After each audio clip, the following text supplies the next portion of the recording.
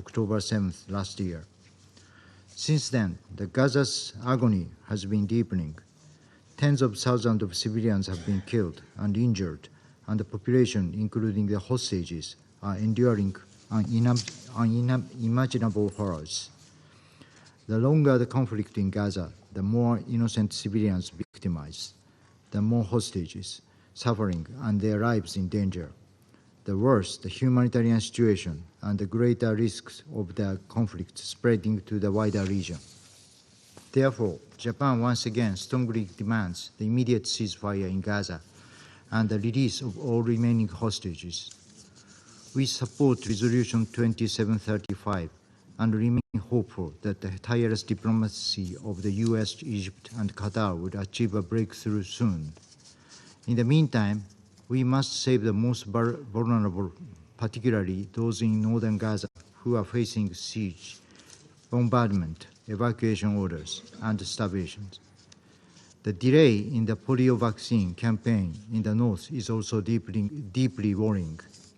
Moreover, Japan is gravely concerned about the Knesset bills adopted yesterday, severely restricting the operation of UNRWA, an agency indispensable for sustaining the lives of the citizens and Palestinian citizens and refugees. Any further humanitarian tragedies cannot be tolerated, and preventing them is the responsibility of the UN members. While we need to watch the reform of UNRWA, maintaining the function of UNRWA is a part of this responsibility. Mr. President, beyond Gaza, the situation in the West Bank remains serious. We call on the Israeli government to fully freeze settlement activities and take appropriate measures to prevent continued extremist settler violence. A revitalized Palestinian Authority is critical to restoring peace and stability for both Israel and Palestine.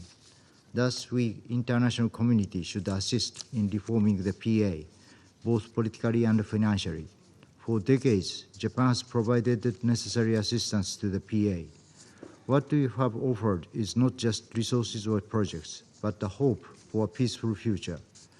We remain steadfastly committed to this end. Mr. President, Japan is deeply concerned about the exchanges of attacks among regional actors, including the latest attack by Israel against Iranian military facilities, and strongly condemns any action that escalates already volatile situation. All parties should exercise maximum restraint. In Lebanon, fighting between the IDF and Hezbollah continues, affecting civilians on both sides of the Blue Line. More than 2,000 people have been killed since last year. Over 1 million people have been forced to flee their homes. Many have crossed into Syria. The crisis is spreading. To prevent further escalation, we reiterate our call for an immediate ceasefire between Israel and Hezbollah and urge all parties to make sincere efforts for diplomatic settlement. Significantly increasing the flow of humanitarian assistance is vital in addressing the needs of the people in Lebanon who are suffering at this very moment. Japan has recently decided to extend an emergency grant of $10 million for humanitarian assistance to the people in Lebanon. Today, we also decided to provide an additional $10 million in response to the humanitarian situation in Syria, which has witnessed the influx of the displaced people from Lebanon. Mr. President, finally, Japan reiterates that only a two-state solution can finally resolve this conflict. Peace cannot be achieved through belligerency, but only through diplomacy. I thank you, Mr. President. Je remercie le représentant du Japon de sa déclaration et je donne à présent la parole à la représentante du Royaume-Uni. Thank you, President. And I'd like to thank Special Coordinator Wennesland for his briefing today. President, the death of Hamas leader who had the blood of innocent Israelis and Palestinians on his hand must be a turning point in this dreadful conflict, which has now claimed over 43,000 lives in Gaza. This is the time to urgently seize a ceasefire in Gaza and the immediate and unconditional release of all hostages who has suffered in inhumane conditions for over a year. The humanitarian situation in Gaza is horrific. Acute malnutrition is now a reality for many.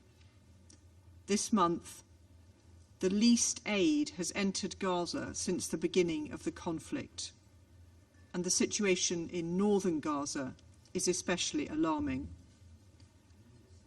Gazans have been asked to evacuate the north in their hundreds of thousands, but there is nowhere safe to go. In recent weeks, just as we have seen throughout the conflict, Israeli strikes have hit designated humanitarian zones.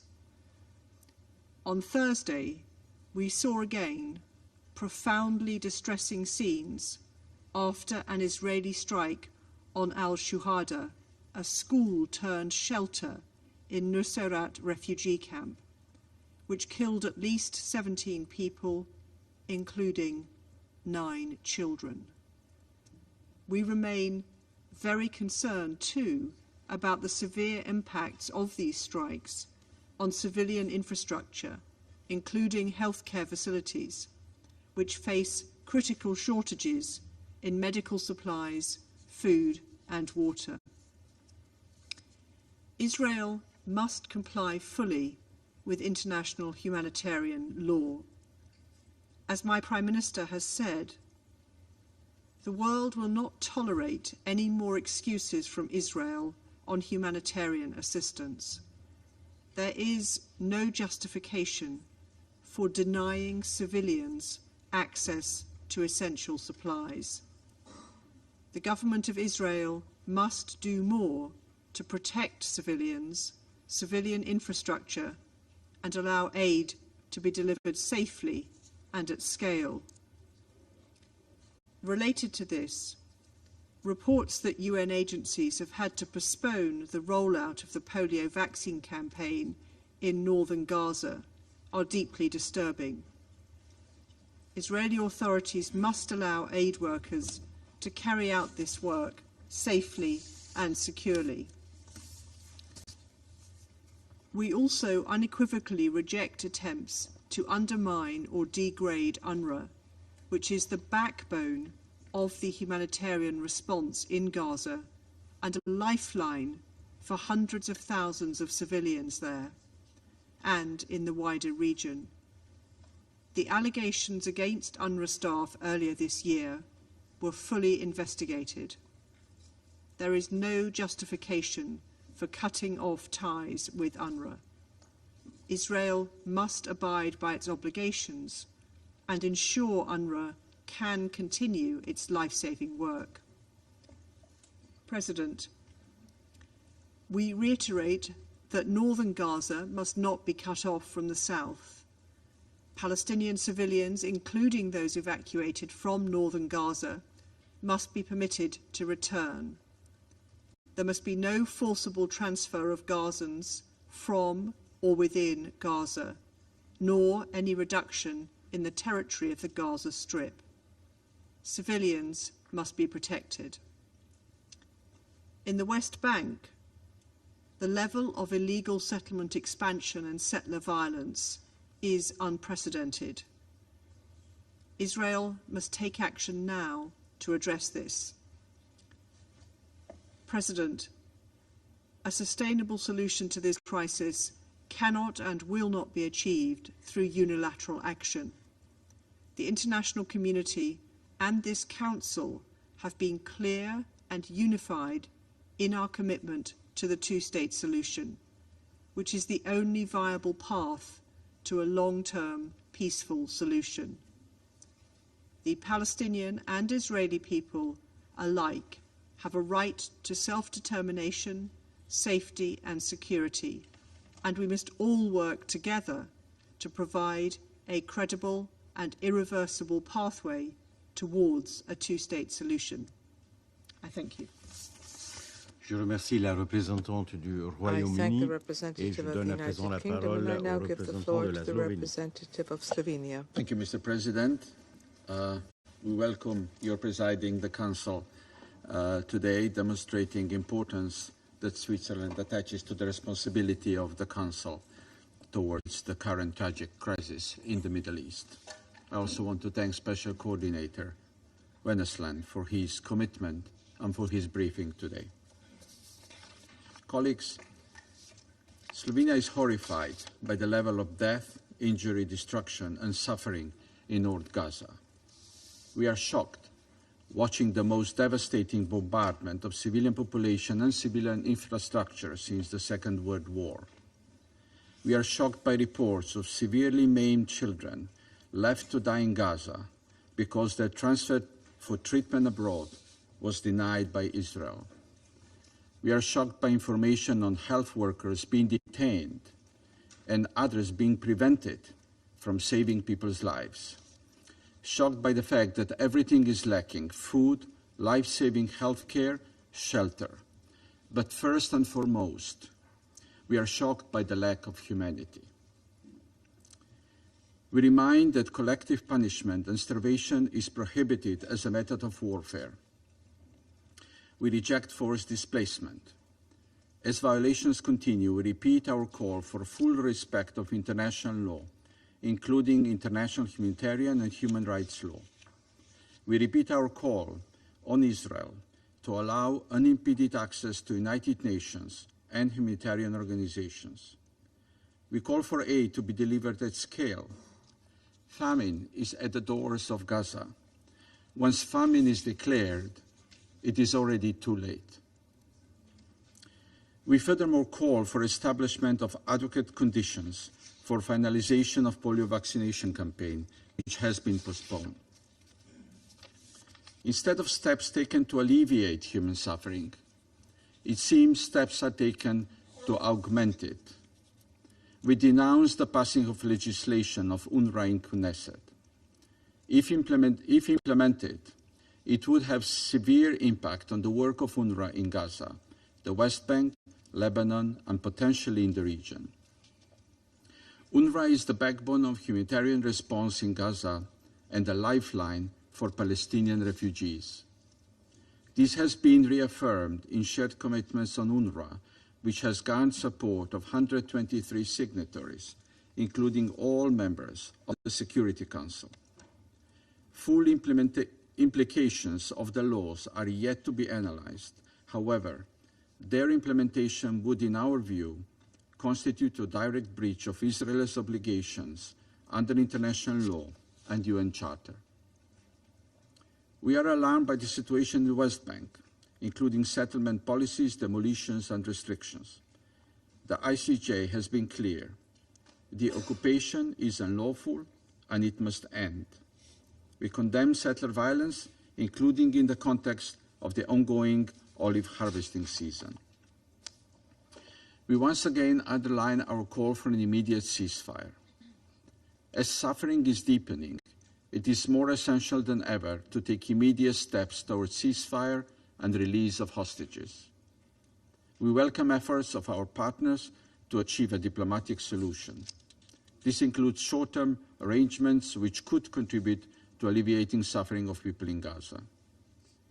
This must be complemented by serious and irreversible steps to achieving a long-term solution, which can only be in the form of the two-state solution.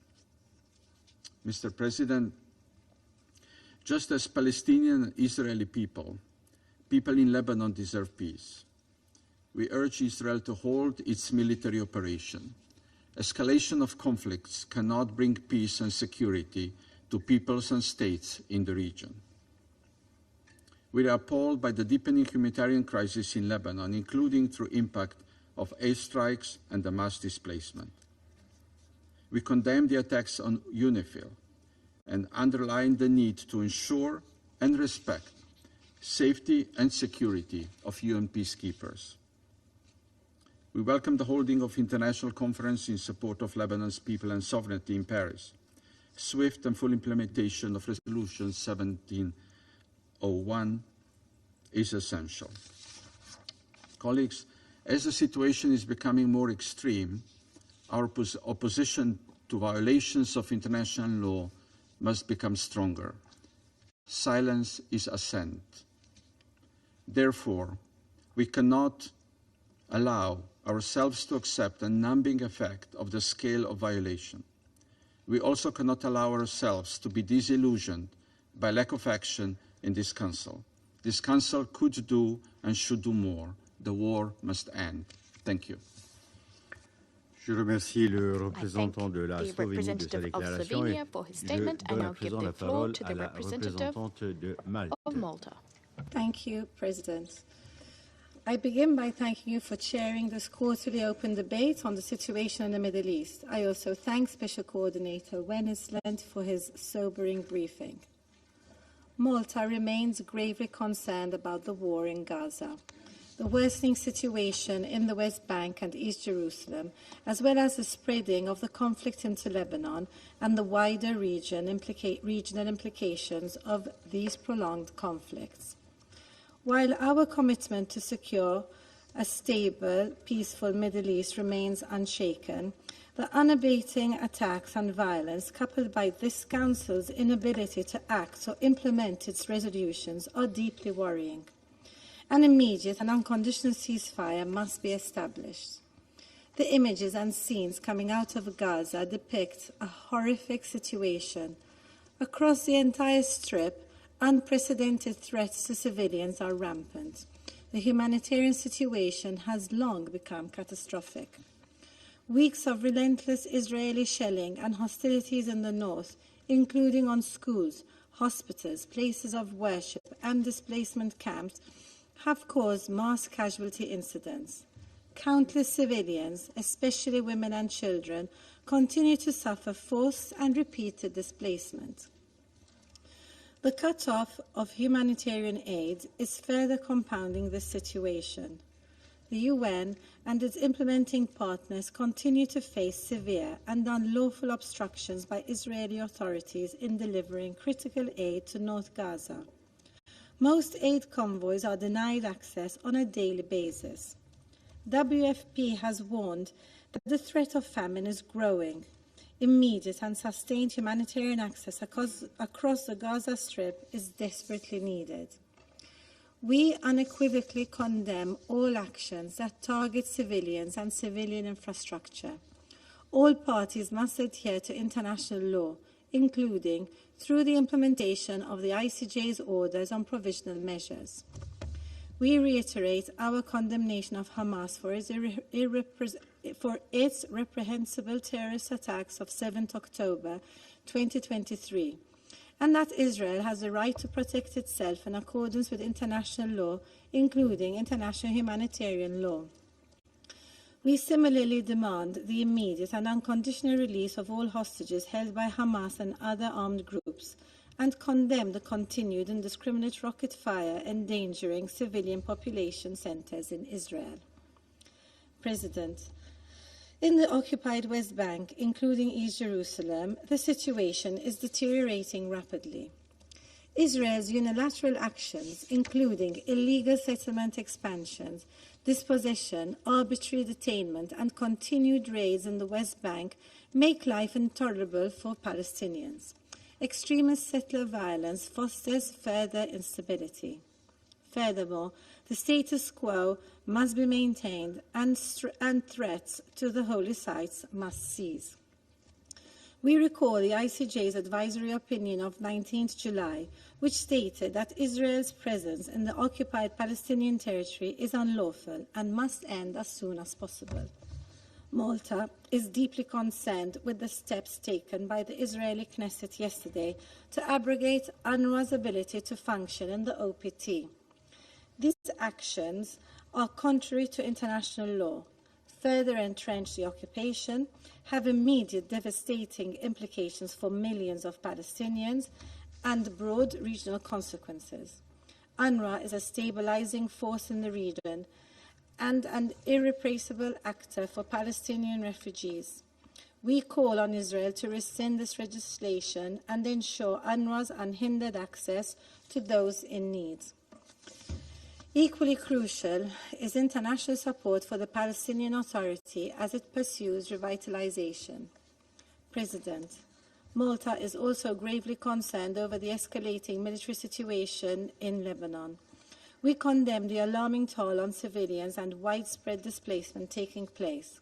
We call for an urgent cessation of hostilities across the Blue Line and demand a ceasefire rooted in Resolution 1701. Hezbollah's rocket attacks must end, and Lebanon's sovereignty and territorial integrity must be upheld.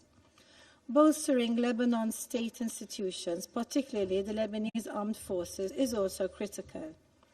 As a troop-contributing country, Malta is deeply concerned by recent assaults on UNIFIL peacekeepers. Such acts are blatant violations of international law and undermine the mission's critical role.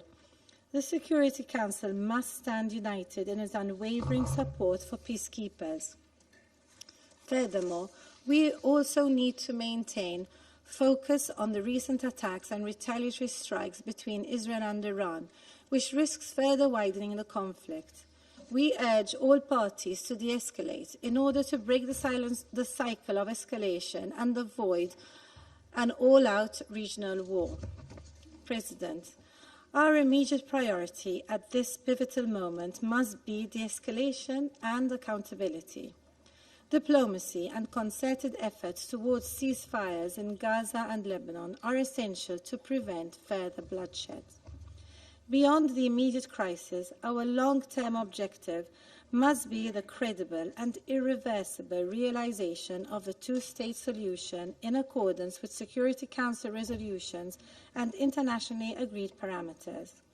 This is the only path that will ensure lasting peace and security for Palestinians and Israelis and the entire region. This Council has not only the tools, but also the responsibility to act decisively, and Malta stands ready to act. Let us not delay any further. The future of the region depends on the actions we take today. Thank you.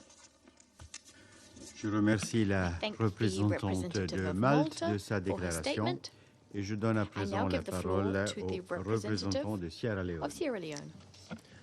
Thank you, Mr. President. Excellency, Mr. Ignacio Cassis, Federal Councillor and Head of the Federal Department of Foreign Affairs of Switzerland. I welcome all ministers and their participation in this quarterly open debate. On 24th October, just 5 days ago, the United Nations commemorated 79 years of its establishment with the primary purpose of upholding international peace and security and avoiding another major war, to save succeeding generations from the scourge of war. The situation in the Middle East is, however, deeply troubling. The ongoing illegal occupation of the state of Palestine by the state of Israel, compounded by the escalation following the 7th October attacks, has exacerbated the conflict. The acts of aggression by Israel in Lebanon and the incessant Hezbollah rocket attacks on Israel, the attacks on UN peacekeepers, retaliatory strikes involving Iran and Israel, and assault by and retaliatory strikes against the Houthis in Yemen further complicates this already volatile landscape. These events challenge the very raison d'etre of the United Nations, our understanding of the safeguards provided by international law, and the value we profess to uphold. UNRWA, a United Nations entity, is being targeted by inter alia by a hostile legislation.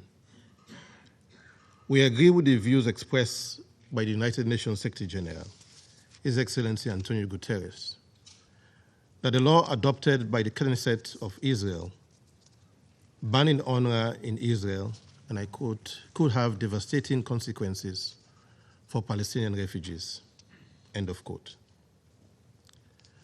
As we approach this debate, over a year since the recent escalation, it is essential to acknowledge the grim realities as presented by our briefer.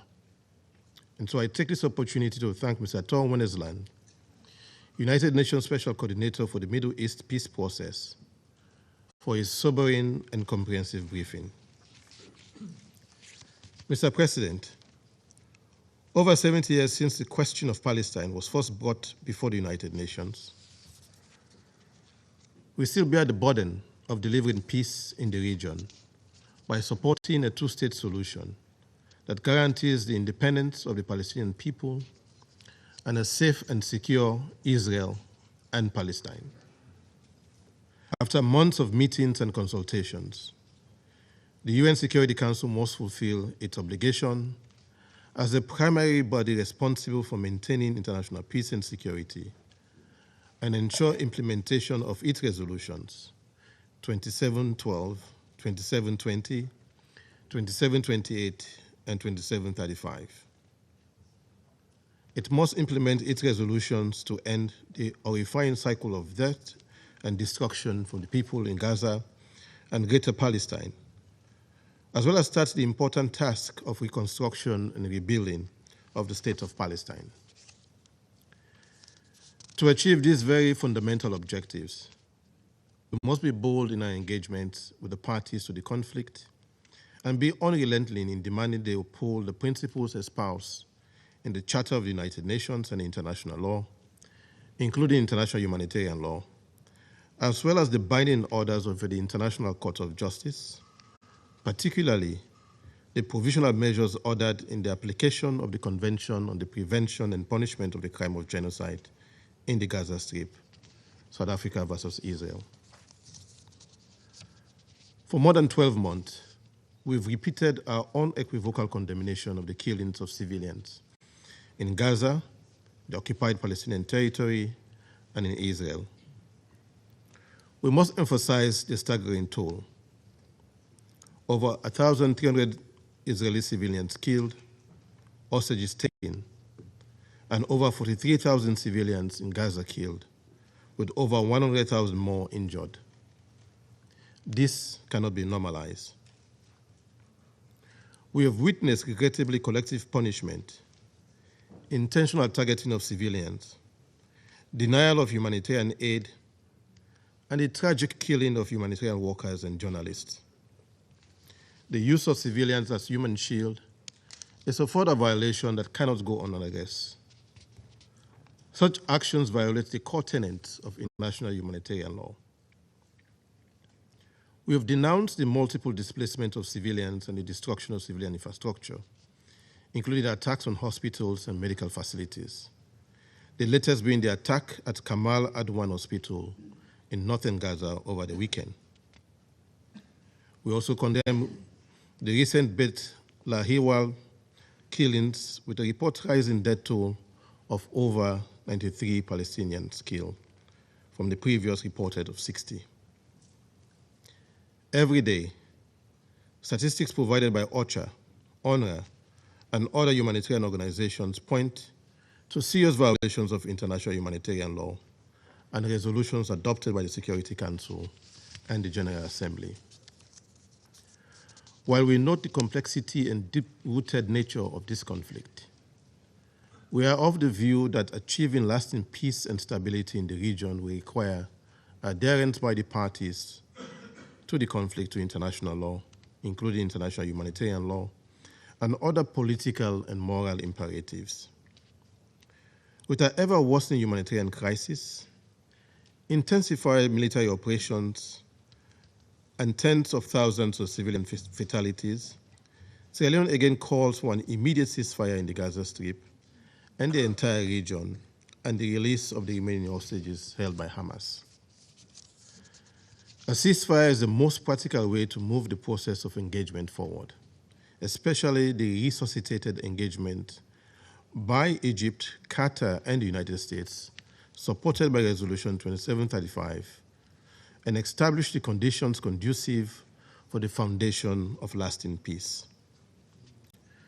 A ceasefire will allow for unhindered supply of essential medical assistance and other humanitarian support, facilitate negotiations and diplomatic efforts to address the underlying issues, and pave the way for post-conflict reconstruction. Without a ceasefire, this cruel cycle of indiscriminate attacks on civilians repeated evacuation orders, displacement, and humanitarian restrictions will continue. An immediate ceasefire will rescue the 1.8 million people across the Gaza Strip experiencing high levels of acute food insecurity, classified as IPC Phase 3, including the 133,000 people facing catastrophic food insecurity and an estimated 60,000 cases of acute malnutrition among children as young as 6 months old from starvation and death, as outlined in the recent IPC Global Initiative Special Snapshot. It will also protect the humanitarian personnel serving under difficult circumstances with their safety and well-being under continuous threat. Mr. President, as has already been emphasized by the brief and other council members, swift and bold political will and good faith effort are required by all parties to the conflict in Gaza and other parts of the region to bring an end to the fighting and ongoing destruction.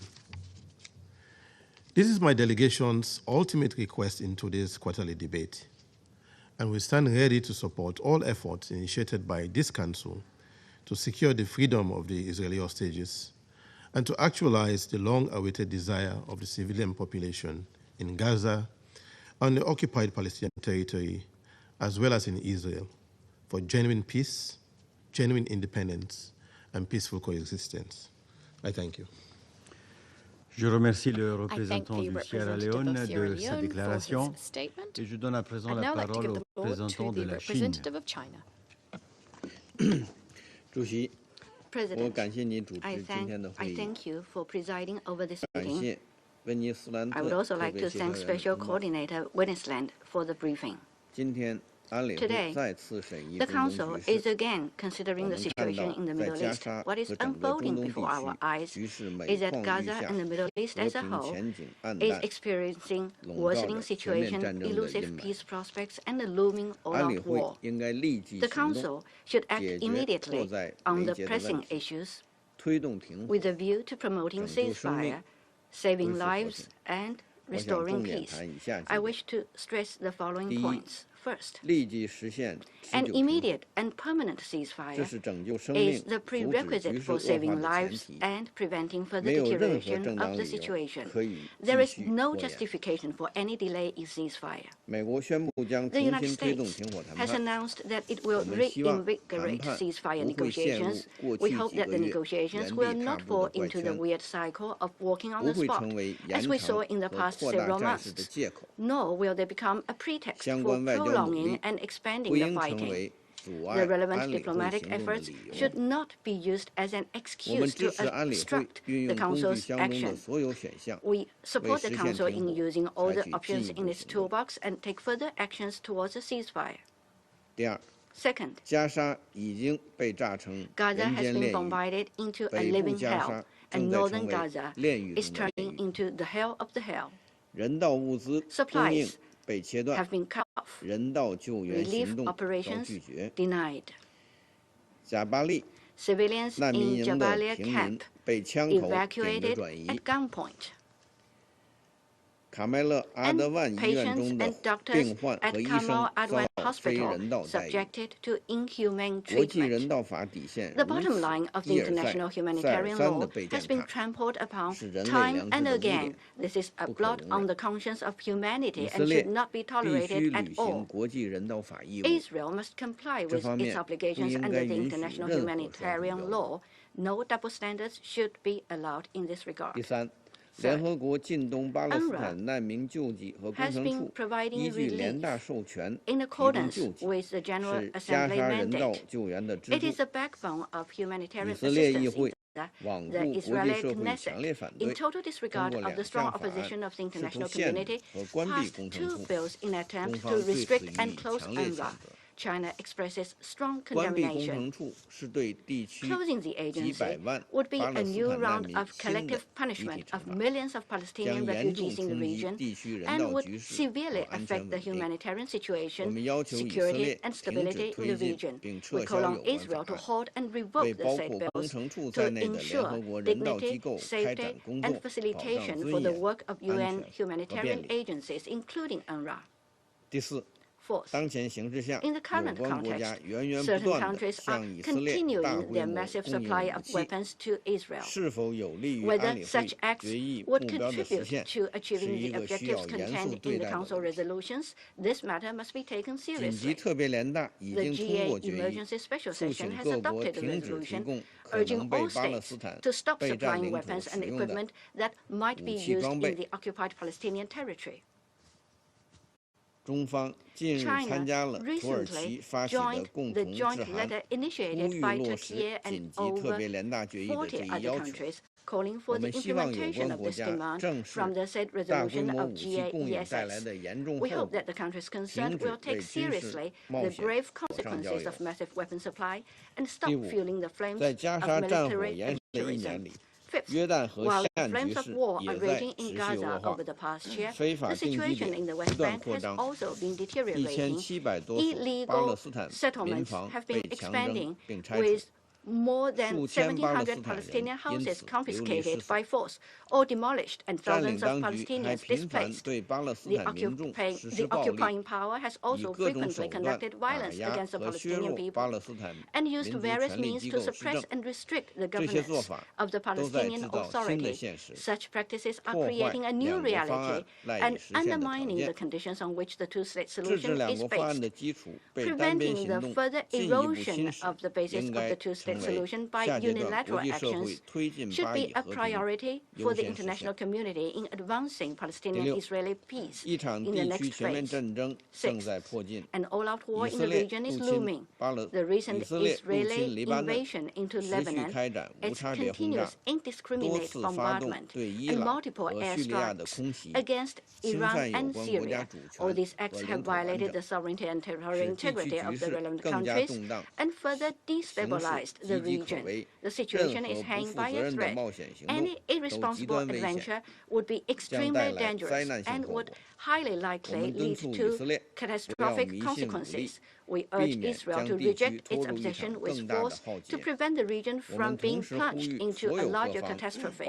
We also call on all parties to exercise maximum restraint, jointly comply with the UN Charter and the principles of international law, and return to the right track of seeking political and diplomatic solutions to disputes. Thank you, President. Je remercie le représentant de la Chine de sa déclaration et je donne à présent la parole au représentant du Mozambique. Thank you, Mr. President. We thank the Switzerland presidency for convening this open debate on the situation in the Middle East, including the Palestine question. We also extend our appreciation to Mr. Tor Wennesland, Special Coordinator for the Middle East Peace Process, for his insights on the current situation on the ground. Mr. President, as just described by the Special Coordinator, the humanitarian situation in Gaza and in the occupied Palestinian territories has reached catastrophic proportion and continues deteriorating. The relentless escalation of violence, particularly targeting innocent populations and civilian infrastructure, stands in stark violation of international humanitarian law and demands our immediate attention. This unprecedented crisis necessitates a unified and decisive action from the Security Council to address both the immediate emergency in Gaza and its broader regional implications. In this connection, it is urgent and imperative that the Security Council expeditiously explore viable alternatives to address this crisis, including strengthening existing resolution through more robust and enforceable measures to guarantee immediate and unhindered humanitarian access to Gaza. Lives are at stake. The resolution of this crisis fundamentally requires the committed engagement and decisive intervention of key Security Council members, recognizing that the stability in the Middle East is vital for regional as well as global security and development. Mr. President, we must acknowledge that the 4 previously adopted resolutions pertaining to Gaza have yet to achieve full implementation. This Council maintains the capacity to formulate more effective approaches to secure an immediate and permanent ceasefire, address the humanitarian crisis, and facilitate the release of all hostages. This endeavor demands renewed commitment and innovative strategies from the international community and this Council. Furthermore, we note with grave concern the recent legislative action by the Israel Knesset banning the United Nations Relief and Works Agency from operating within Israel and occupied territories. This decision, which has drawn widespread international criticism, severely impedes the delivery of essential humanitarian aid to Palestinian refugees.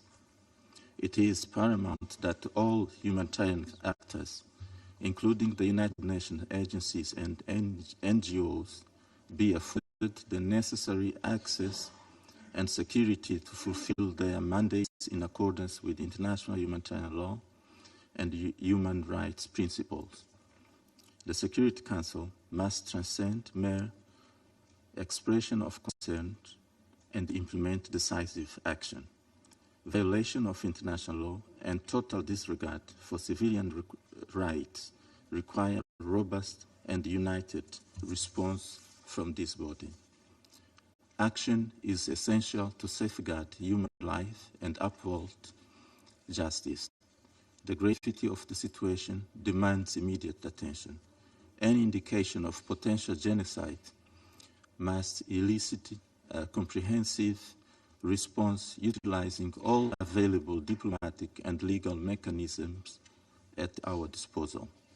The preservation of human life and dignity must remain our foremost priority. These concerted efforts are critical not only for providing relief to affected populations, but also for maintaining the credibility and moral authority of the international community in crisis response. Mr. President, the Palestine question persists as a fundamental issue affecting diplomatic relations and the strategic interests in the Middle East. Its resolution is key to lasting regional stability and peace.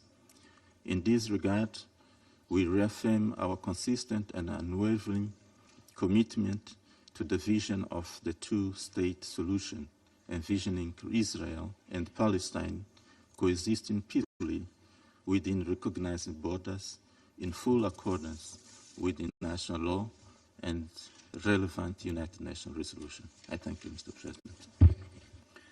Je remercie le représentant du Mozambique de sa déclaration et je donne à présent la parole au représentant de l'Équateur. Gracias, señor presidente. Thank you, y Mr. agradezco al coordinador I'm especial grateful to Wennesland Special por el informe que Coordinator hemos Wennesland recibido for esta the mañana. report he's given us this Reconozco morning. también la I also presencia de los acknowledge the ministros presence de of Estado ministers of que hoy nos state acompañan who are en with esta us sala, today in this room, incluyendo al including ministro de Relaciones the Exteriores de Minister Brasil, for Foreign Affairs of país Brazil, que presidió a este country consejo which cuando presided comenzó over this la council nueva when espiral de violencia the en la new región. spiral of violence in the Para region los began. miembros del For the Consejo members que of the council, constantemente se expresan sobre este tema, los this debates council, abiertos which has spoken trimestrales out frequently on constituyen this una issue, these quarterly enriquecedora open oportunidad debates de are escuchar los criterios de otros miembros de an Naciones excellent Unidas. opportunity for listening to the Por views of esto other trataré de members ser of the United muy Nations, breve. and for that reason I Han will attempt to be transcurrido quite ya brief. más de un año desde los ataques More than a year terroristas has gone by perpetrados por since the Hamas terrorist el 7 de octubre attacks de carried out by 2023, Hamas took que el place on Ecuador the vuelve 7th of hoy a October condenar de manera 2023. inequívoca. Ecuador Más de un continues año to de condemn violencia sin these attacks precedentes que ha causado unequivocally. muerte y dolor More than a tanto al year pueblo of de Israel unprecedented como al violence pueblo which has caused palestino, death and en suffering both especial for the a los Israeli residentes people de la as well as Franja the de Gaza. Palestinian people, in particular El Ecuador reitera la residents necesidad de in un alto al Gaza. fuego Ecuador inmediato, reiterates the need for an immediate ceasefire. We also reiterate the need for the immediate release of all hostages and the immediate implementation of the 4 resolutions already adopted by this Council. At the same time, my country recalls that all parties must comply with their obligations pursuant to international law, including international humanitarian law and international human rights law. Not to do so will lead to serious consequences. Ecuador deplores all attacks against civilians and critical infrastructure, as well as civilian goods. We also condemn all violence and hostility against civilians. We must halt the spiral of violence spreading through the region, and we must protect and support the efforts of those who are working to mitigate the suffering and assist war victims pursuant to this Council's Resolution 2730. Mr. President, Ecuador reiterates its support for the work of the United Nations, of its Secretary General, and of all of its agencies. Member states of the United Nations must cooperate with these efforts. This is our organization. We must facilitate its work to the extent possible, and at the very least, we should not hamper its work. The role of UNRWA is particularly important for regional stability. Any decision or action impacting its work is of concern. My country has reiterated these views on a number of occasions. We have always done so with a desire to contribute in good faith to resolving this conflict and to acting constructively, attempting to build bridges and not to exacerbate differences between the parties. Mr. President, thousands of dead and suffering for entire generations. This is proof that the Palestinian question will not be resolved through weapons and violence. Ultimately, the decision must be peaceful, negotiated, and just for the parties, with the existence of 2 states, Palestine and Israel, on the basis of the 1967 borders and relevant resolutions. We must move forward on this path. Thank you very much. I thank the representative of Ecuador for his statement. Je donne maintenant la parole à Son Excellence Monsieur Mauro Luis Vieira, ministre des Relations extérieures du Minister Brésil. for Foreign Affairs of Brazil. Mr. President, the post-war international order is crumbling under our watch. The foundations laid after 2 global conflicts are being eroded. The unfolding events in the Middle East are not just another chapter in an old conflict.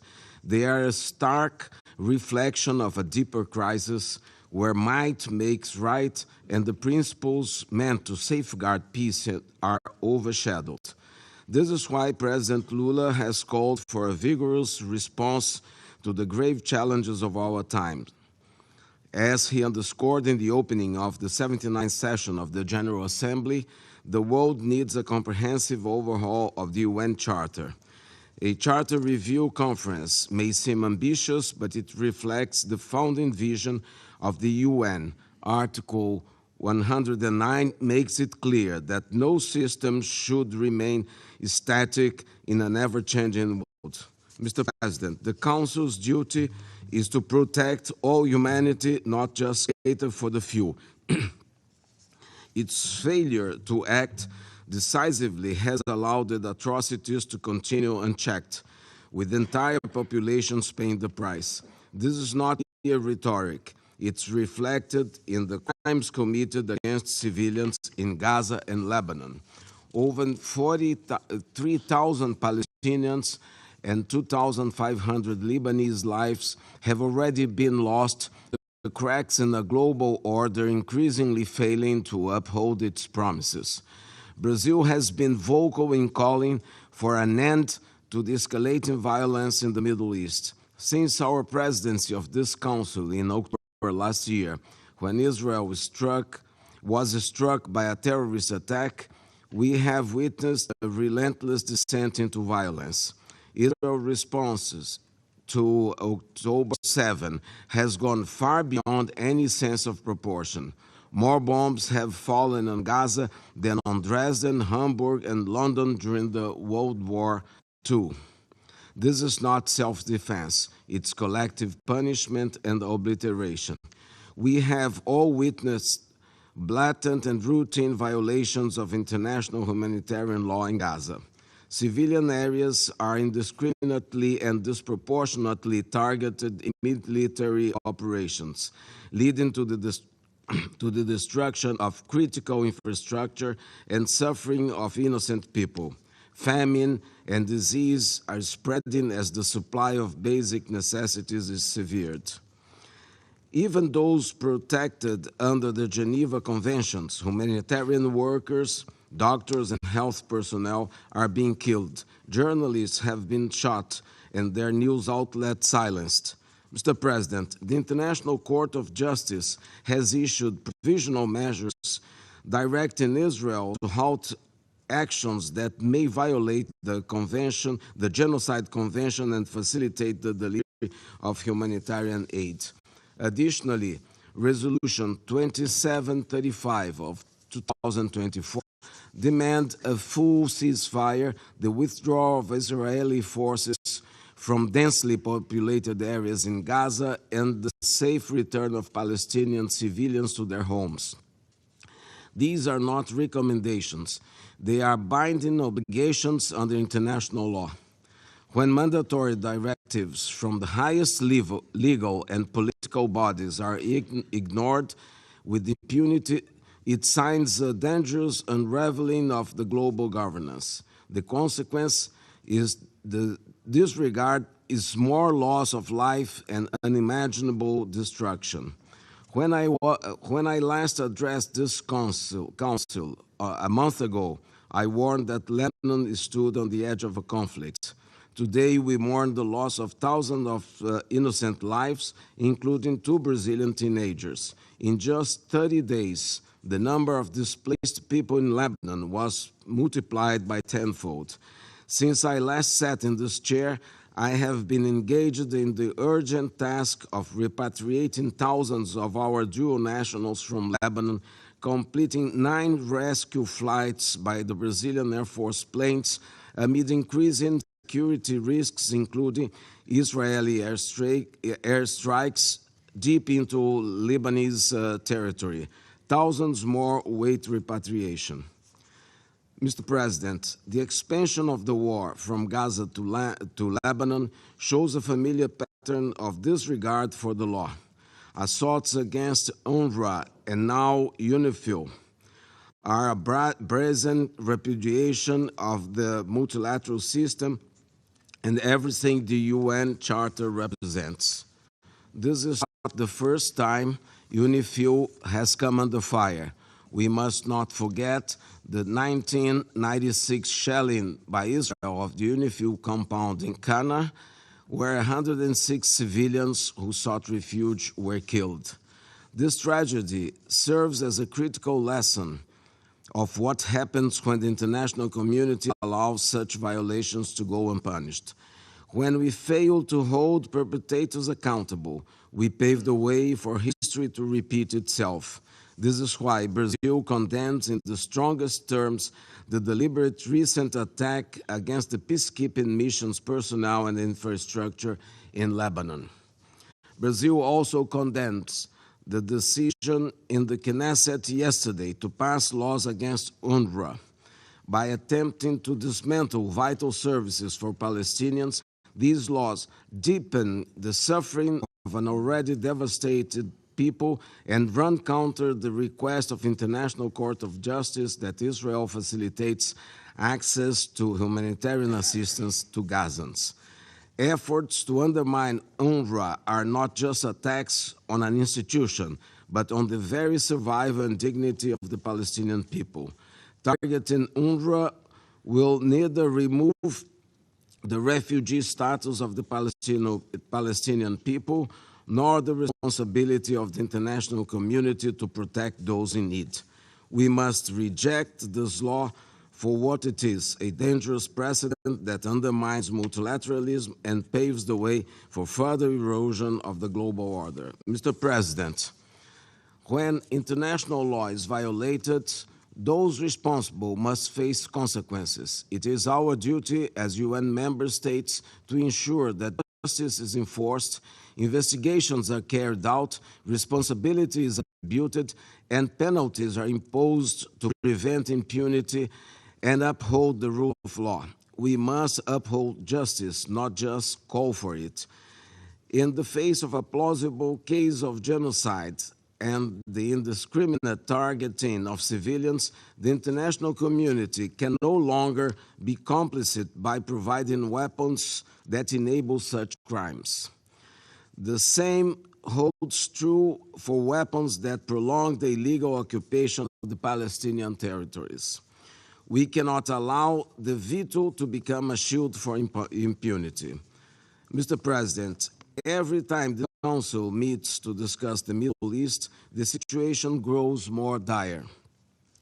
New front lines emerge, more innocent lives are lost, and the crisis deepens. The recent attack on Iran only served to underscore the escalating risk of a regional catastrophe. We are sliding toward a world where future generations inherit nothing but a legacy of endless conflict and suffering. How many more innocent lives will be counted the next time we convene? How much more suffering will we allow? War will not bring peace to the Middle East. Peace will come through a decisive commitment to diplomacy rooted in justice and respect for international law. As we grapple with escalating violence and the expansion of conflict, President Lula's call for a review of UN Charter resonates more urgently than ever. We owe it to the future generations to ensure that this body has the strength and mandate to uphold justice, protect humanity, and secure lasting peace.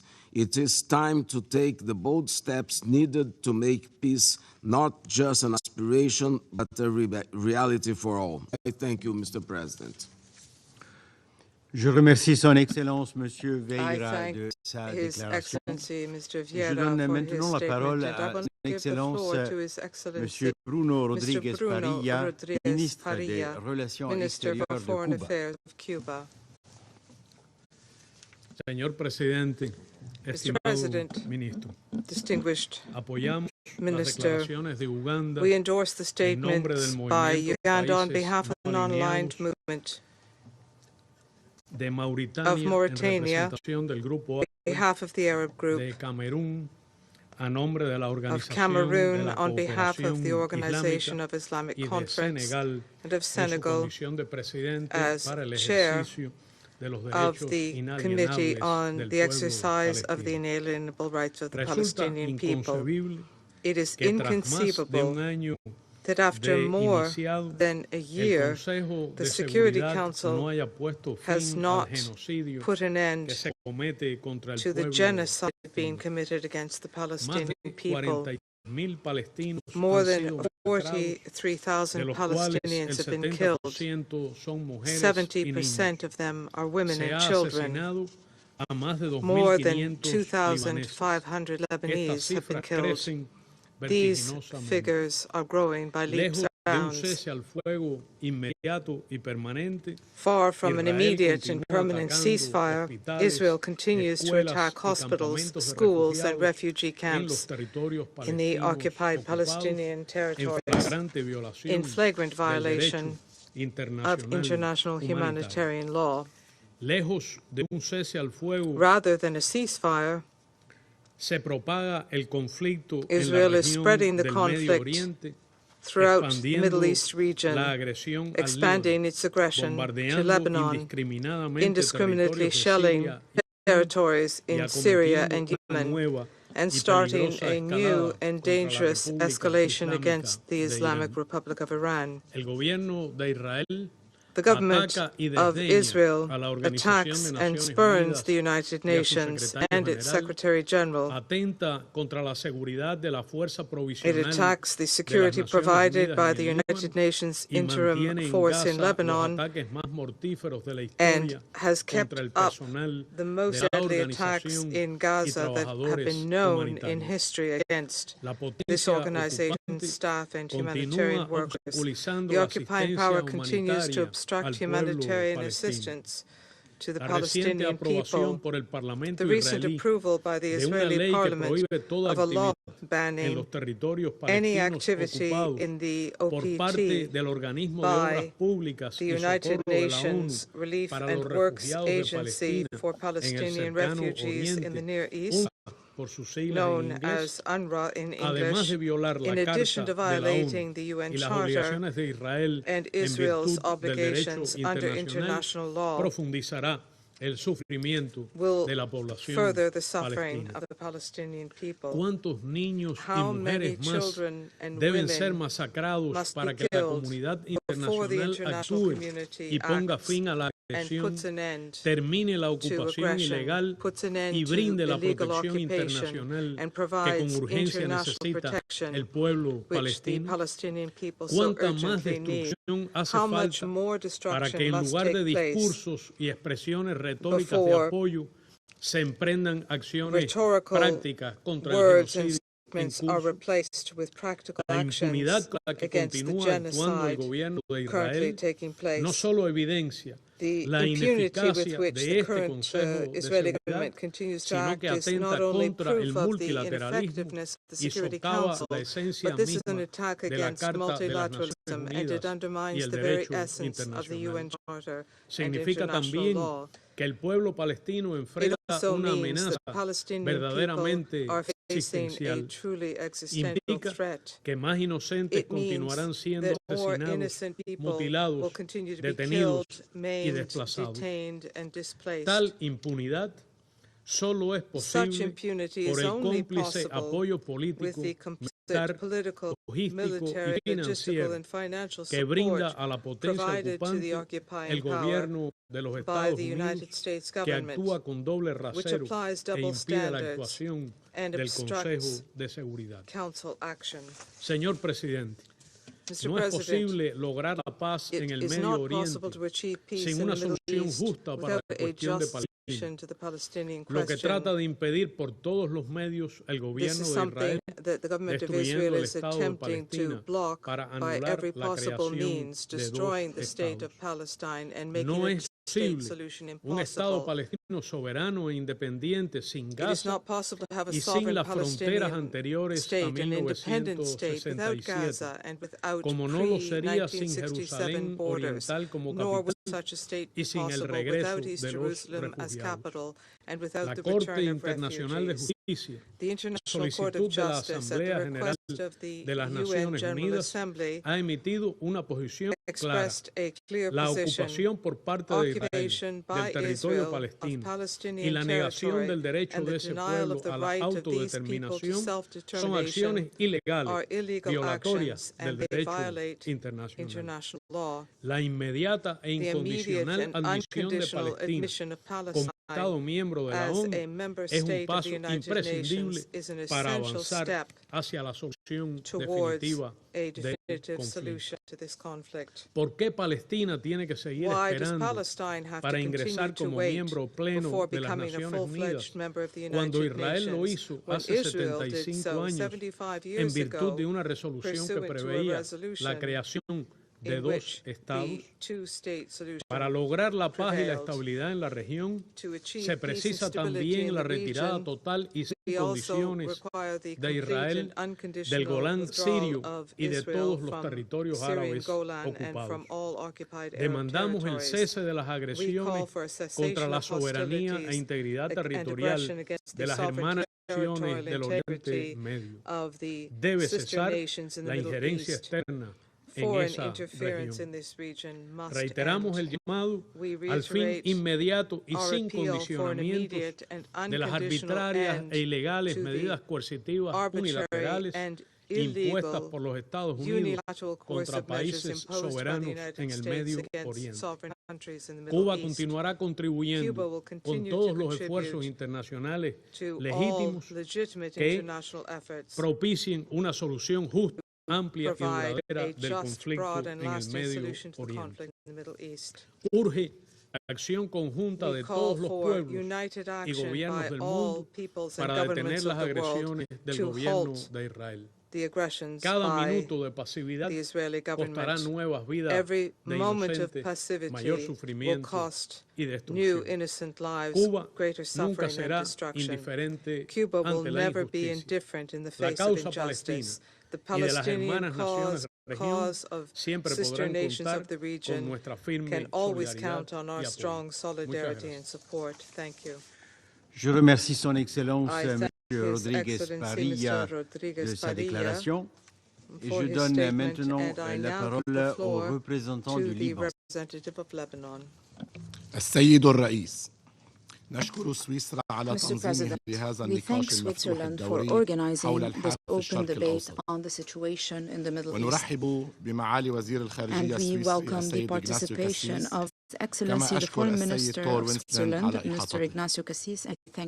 السيد الرئيس أكثر من سنة مرت على أحداث السبت من تشرين الأول والمعارك ما زالت مستمرة وتوسعت دائرة القتل والدمار والتهجير ولم يستطع مجلسكم الكريم من فرض وقف لإطلاق النار في غزة بل تمددت شرارة العدوان للأطال فيتم قصفه بأبشع أنواع الأسلحة وأكثرها فتكا وقتلا ودمارا فأجساد أطفالنا ونسائنا ومسعفينا لم تستطع مقاومة القنابل الخارقة للاصطناع والقنابل الفراغية والمسيرات المتفجرة وأعداد الشهداء أصبحت بالآلاف والضمير العالمي في حال سبب فقد تعودت ذاكرته على آلاف الضحايا في غزة ولم يعد يتأثر بالدماء ولم يعد يدمع لمنظر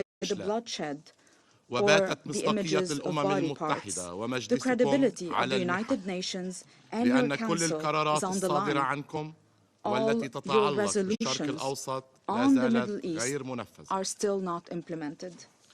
سيد الرئيس الوضع الإنساني صعب لا بل كارثي فأكثر من 1,400,000 لبناني تحولوا خلال الأسابيع الماضية إلى نازحين داخليين هربا من القصف والقتل والدمار فآلة القتل الإسرائيلية لم توفر أحد وخسرت العائلات من يوم إلى آخر حياتها الطبيعية ومنازلها وذكرياتها وأمالها وهرعت إلى مراكز الإيواء المتوفرة بإمكاناتها المحدودة بحثا عن الأمن والأمان استطاعت إسرائيل أن تسلبها بيوتها وذكرياتها وأمالها لكنها لم تستطع انتزاع إرادة الحياة والصمود منها فآلة القتل هذا بعد أن قتلت الأطفال والنساء والمسنين ركزت مؤخرا نيرانها على الصحفيين والمسعفين والطواقم الطبية واختارت محيط المستشفيات ومحيط الأماكن الأثرية والمعالم التاريخية كمعلبة وسوق لقصفها بحقد أعمى على التاريخ والحضارة والتراث العالميين بأفعال لا يمكن وصفها إلا بجرائم حرب وجرائم ضد الإنسان وفي محاولة بائسة منها لقتل الحل استهدفت بشكل مباشر ومتعمد مراكز قوات الطوارئ الدولية اليونيفيل ومراكز الجيش اللبناني بمحاولة منها لنسف القرار 1701 واحتلال الأرض وإخلاء المراكز التابعة لليونيفيل للجيش لكي تسهل عليها عملية الاجتياح. السيد الرئيس أتوجه بالشكر لفرنسا والرئيس الفرنسي على تنظيمهم لمؤتمر باريس من أجل دعم لبنان وسيادته يوم 24 الجاري كما نشكر جميع الدول التي شاركت وجميع الدول والمنظمات الدولية التي the countries and international organizations that contributed. The needs are immense and the challenges are many, and the reality is bigger. Lebanon has endured a great burden of displacement and cannot confront internal displacement by itself. We are relying on the assistance of everyone. We thank all the countries that helped us to confront this humanitarian tragedy. We thank you from the bottom of our hearts. Mr. President, all these atrocities could have been avoided. All these massacres could have been stopped. These sacrifices are enough to go back to reason, to reality. The solution is clear and direct. It was produced by this Council. The solution is in Resolution 1701 to put an end to the acts of aggression, to guarantee the deployment of the Lebanese army, to withdraw weapons to achieve stability. It is not a magical recipe. There is no supernatural solution. We will not be reinventing the wheel.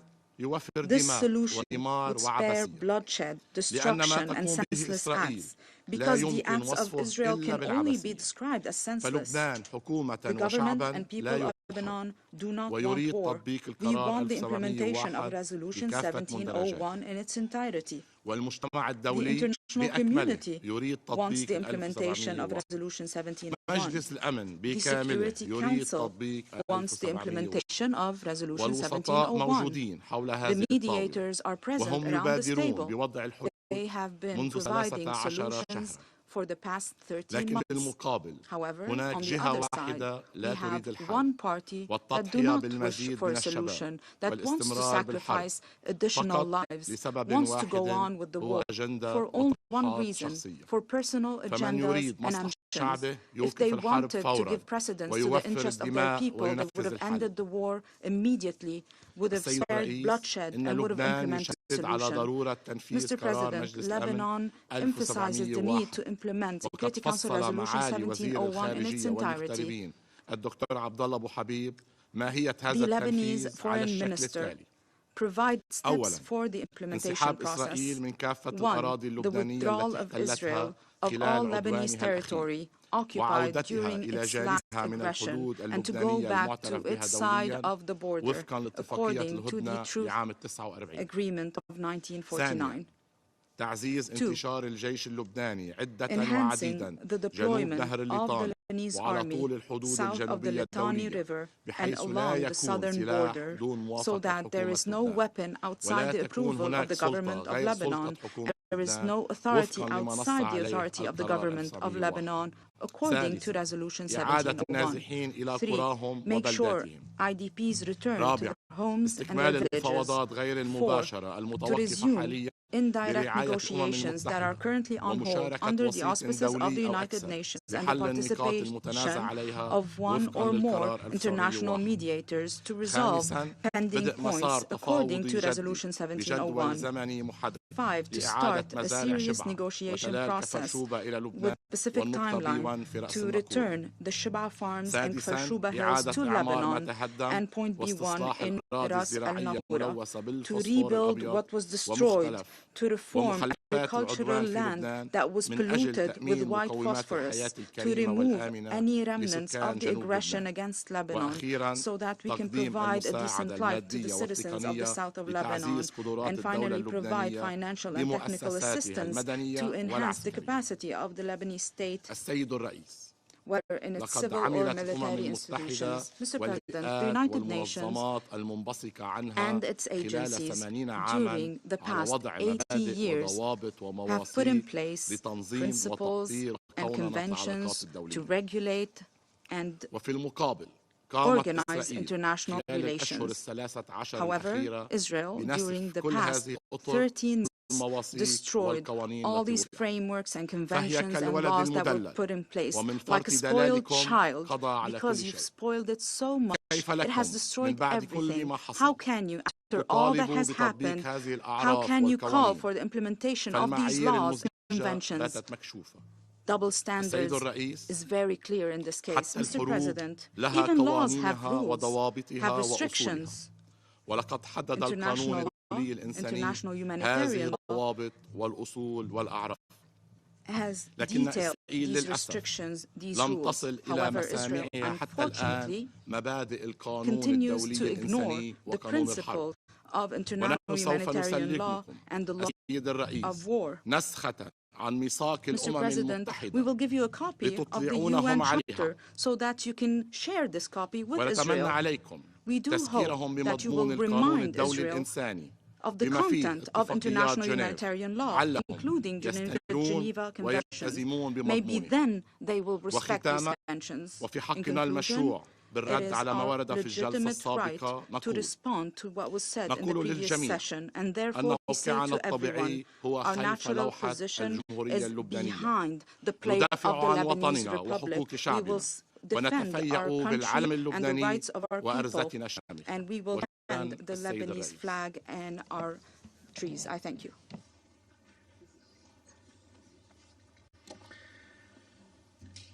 Je remercie le représentant du Liban de sa déclaration. Mesdames et Messieurs, Excellences, il reste un certain nombre d'orateurs et d'oratrices inscrits sur ma liste pour la présente séance. Si les membres du Conseil sont d'accord, je me propose de suspendre la séance jusqu'à 15 heures. La séance est suspendue.